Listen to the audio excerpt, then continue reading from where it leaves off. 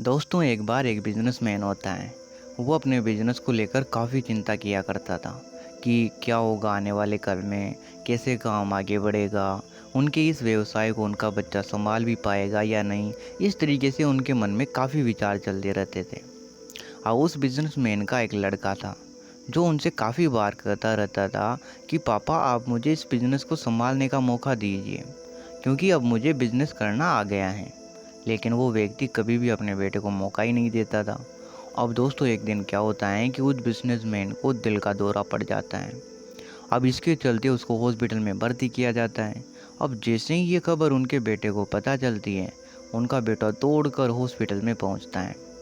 बेटा हॉस्पिटल में पहुंचने के बाद उसने देखा कि उसके पापा अब एडमिट हैं और डॉक्टर्स ने उससे कहा है कि उनके पापा अब पहले से थोड़ा ठीक है।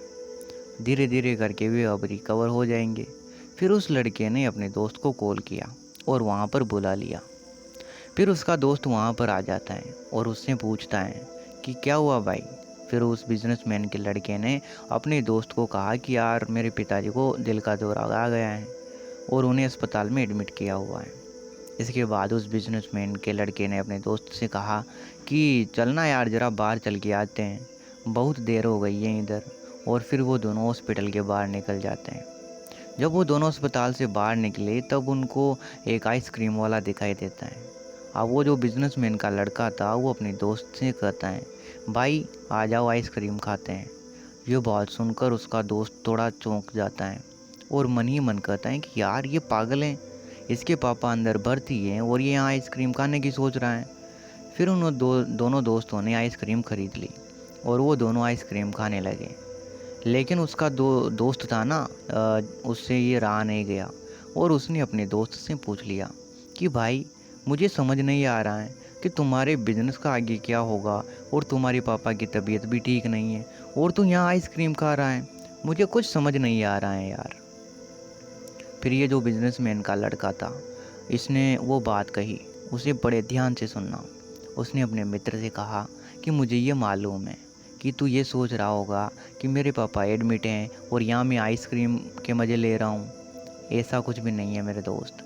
मैं भगवान श्री कृष्ण का बहुत बड़ा भक्त हूँ और उनकी दो बातें जो उन्होंने कही थी उनको मैं हमेशा ज़िंदगी में याद रखता हूँ। पहली बात जो हम सबको पता है कि काम करना चाहिए, फल की चिंता नहीं करनी चाहिए। इसीलिए जो होगा देखा जाएगा। मैं सिर्फ अपने काम पर ही फोकस करूँगा और बिजनेस भी अच्छा चलेगा, तो उसकी टेंशन ना लें। दूसरी बात, वो लड़का अपने दोस्त से कहता है कि मैं तुम्हें भगवान श्री कृष्ण की कहानी सुनाता हूँ, जो तुम्हें दूसरी बात क्या है वो अच्छे से समझ में आ जाएगी। तो होता क्या है, भगवान श्री कृष्ण की एक पत्नी थी, आप सभी को पता होगा, रुक्मणी। उनको जब पहला बेटा हुआ तो उसका नाम था प्रद्युम्न। और प्रद्युम्न के जन्म के 10 दिन बाद ही उनका अपहरण हो जाता है।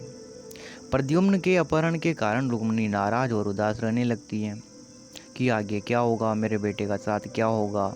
भगवान श्री कृष्ण रुक्मिणी जी से कहते हैं कि आप चिंता ना करें, क्योंकि प्रद्युम्न जहाँ पर भी होगा वहीं पर ठीक होगा। लेकिन इतना समझाने के बावजूद भी रुक्मिणी अपने बच्चों की चिंता में उदास और निराश रहती थी। इस तरह चिंता करते करते रुक्मिणी जी के 18 साल बीत गए। अब 18 साल बाद द्वारका में जब प्रद्युम्न की वापसी होती है, जब प्रद्युम्न द्वारका में वापस आते हैं तो उनके साथ में उनकी पत्नी मायावती भी साथ में आती हैं। अब समस्या ये थी कि मायावती की उम्र प्रद्युम्न से 20 साल ज़्यादा थी। वहाँ रुक्मिणी पहले तो खुश हुई कि बच्चा वापस आ गया है, और फिर से दुखी हो जाती है क्योंकि इतनी बड़ी लड़की से शादी करी प्रद्युम्न ने। इसीलिए रुक्मिणी फिर से भगवान श्री कृष्ण से जाकर कहने लगती है ये क्या हो गया। फिर भगवान श्री कृष्ण ने रुक्मिणी जी से जो कहा हो गया, उन्होंने कहा कि जो हो गया है उसको स्वीकार कर लो और आगे बढ़ो और चिंता मत करो। लेकिन माँ रुक्मिणी ये कह रही थी कि बड़ी लड़की से शादी क्यों कर ली, और ये यही लड़की मिली थी क्या इसको, और इस बात को स्वीकार कैसे करूँगी मैं इस बात को स्वीकार नहीं कर पा रही हूँ। इसके कारण और जो माता रुक्मिणी थी वो 8 साल तक दुखी और निराश रहती हैं। और फिर 8 साल बाद रुक्मिणी जी ने ये बात स्वीकार कर ही ली कि प्रद्युम्न ने जो शादी की है वही ठीक है, इसके लिए ज़्यादा चिंता करने की अब ज़रूरत नहीं है। और उस शादी को उन्होंने स्वीकार कर लिया। दोस्तों, एक तरीके से माँ रुक्मिणी ने जो ज़िंदगी के 16 साल उदासी में बिताए हैं, इस कहानी को ख़त्म करते हुए वो जो लड़का था अपने दोस्त से बोला कि मैंने अब स्वीकार करना सीख लिया है, क्योंकि भगवान श्री कृष्ण जी कहते हैं कि जो हो रहा है उसे स्वीकार कर लो, ज़िंदगी अपने आप सहज हो जाएगी। दोस्तों, ये जो छोटी सी कहानी है, इसमें हमें दो बड़ी बातें सीखने को मिलती हैं। यही बातें मैं आपके साथ शेयर करना चाहता था, जो कि आज मैंने की है। हमारे नियंत्रण में जितनी भी चीज़ें होंगी, उन चीज़ों पर जो हमें नियंत्रण रखना चाहिए, मतलब हमारे नियंत्रण में जो हैं, उनको तो हमें नियंत्रित कर लेना चाहिए। लेकिन ऐसी कई सारी चीज़ें होती हैं जो हमारे नियंत्रण में नहीं होती, हमारे नियंत्रण से बाहर होती हैं। हम चाहकर भी उन्हें अपने नियंत्रण में नहीं कर सकते। तो दोस्तों, हमें उनको भविष्य के लिए हमें उनको भगवान के लिए छोड़ देना चाहिए कि जो भी होगा ठीक ही होगा। भगवान जो भी करेगा ठीक ही करेगा। लेकिन इसका मतलब ये भी नहीं है कि हर हम उस समस्या को या हर उस दुःख के कारण को ही छोड़ दें भगवान के भरोसे, जिनको हम उस दुःख के कारण को हटा सकते हैं या उसका हम सॉल्यूशन कर सकते हैं। जिनका हम सॉल्यूशन कर सकते हैं, उनका तो हमें सॉल्यूशन करना चाहिए।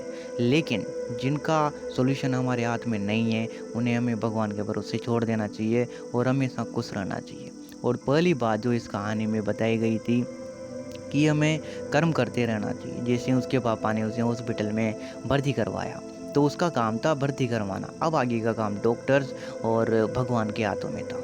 जैसा कि उस लड़के ने कहा भी था कि मैंने कर्म कर दिया, अब फल की आगे मुझे चिंता नहीं करनी है। तो दोस्तों, ये दो ही बातें हैं कि कर्म करते रहिए, फल की चिंता मत करिए। और दूसरा, जो आपके नियंत्रण में है उस पर नियंत्रण करो। बाकी जो आपके नियंत्रण में नहीं है, उसे भगवान के भरोसे छोड़ दिए हुए, ये सोचते हुए कि जो भी भगवान करेगा वो अच्छा ही करेगा। खुश रहिए अपनी ज़िंदगी में इन दो बातों को फॉलो करते हुए। तो वापस मिलते हैं दोस्तों कल सुबह 6 बजे। तब तक के लिए आप अपने आज के दिन को अच्छे से गुजारिए। Thank you so much video को लास्ट तक देखने के लिए। जय श्री कृष्ण।